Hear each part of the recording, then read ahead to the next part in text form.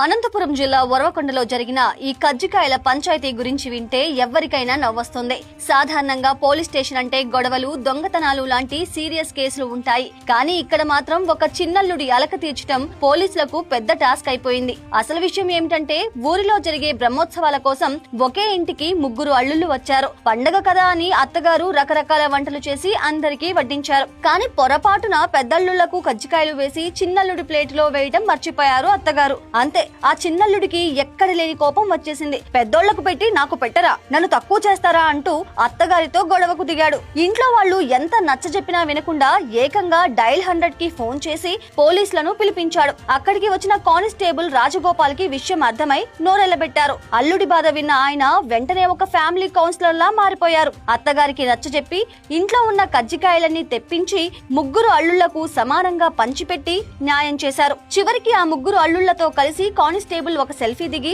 తన పై అధికారులకు WhatsApp group లో పెట్టారు. చిన్నల్లుడికి కజ్జికాయలు పెట్టలేదట, రాజీ చేశాను అని ఆయన పెట్టిన మెసేజ్ చూసి పోలీస్ శాఖ అంతా నవ్వుకుంది. అందరికీ పంచావు సరే, కనీసం నువ్వైనా ఒకటి తిన్నావా అంటూ తోటి పోలీసులు ఆయన్ని సరదాగా ఆట పట్టించారు. మొత్తానికి ఈ స్వీట్ గొడవ ఉరవకొండలో ఇప్పుడు హాట్ టాపిక్ గా మారింది.